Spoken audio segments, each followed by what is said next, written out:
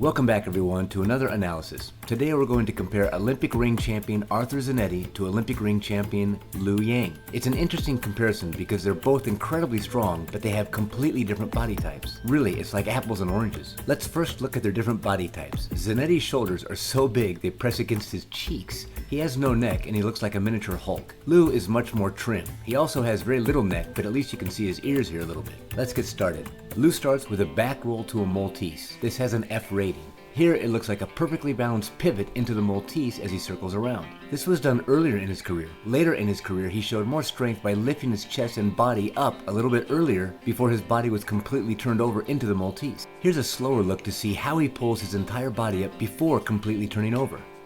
His shoulders and head are completely even with the rings. This is a perfect position and it's as if he's laying on the ground. Zaneitti does a very well balanced pivot into his Maltese as well, but his technique is a bit different. He locks his large triceps on his lat muscle to cause a strong resistance which helps him to hold the Maltese. When you have tree trunk arms like this, you can do it this way. Very much like Lu, Zaneitti's shoulders and head are perfectly even with the rings. Lu always keeps his head down on his Malteses, but Zaneitti will sometimes raise his head. This is most likely a personal style choice. Zaneitti actually created the back lever pull up into a Maltese. It's called a Zaneitti. Lu does a butterfly to a planche where he pulls his entire body up into the rings with straight arms into the planche position. This is very difficult and still not that common in the gymnastics world. Here's an honorable mention. Alexander Belendin, he's the creator of this skill. If you notice when he performs this skill, he pulls his entire body up more to the Maltese position and then he presses to the planche position. Lu pulls his body up to an almost full support before he leans into the planche. There's no difference in value, but a slight difference in technique. Zaneitti pulls himself into his planche by doing a straight body, straight arm, back roll.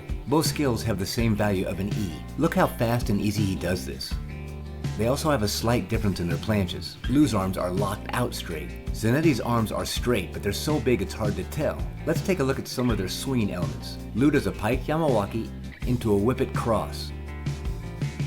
Zaneitti does a tuck Yamawaki into a pike Yamawaki right to a back uprise Maltese. Now the athletes often change their routines. Sometimes Zaneitti also does a whippet into the cross so we can compare here. The goal in this skill is to keep your shoulders as even with the rings as possible during the entire skill.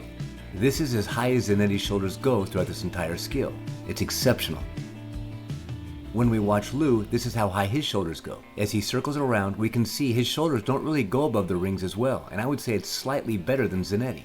Here we see Zaneitti's back lever bounce into a cross. His cross is actually slightly lower than Lu. A low cross can be a sign of weakness to imply you could not pull up far enough to reach the level cross position. I don't think this is the case for Zaneitti, as I've seen him perform many times and sometimes he chooses to go either level or slightly low in his cross position. Now I've heard mixed reactions to Lu's head circling during his cross. I view it as a stylistic choice to relay to the judges and everybody watching that it's not hard for him, and he could do this while he's chewing gum. Again, at the top of the field in gymnastics, especially rings, the athletes are always looking for ways to separate themselves from each other. The small stylistic flair they add to each of their individual skills helps them do this. Zaneitti also has his flair, and he sometimes does it with lifting the fingers off the ring during a cross. This shows his own style, but it also shows that he has no false grip. Now the ring should always stay in your hand or palm. A false grip is when you put your wrist on the ring to make the length of your arm slightly shorter, and this makes skills slightly easier. A false grip is also a deduction from the judges. Let's take a look at Lu's able to hold the inverted cross considerably higher than level because it was considered so difficult.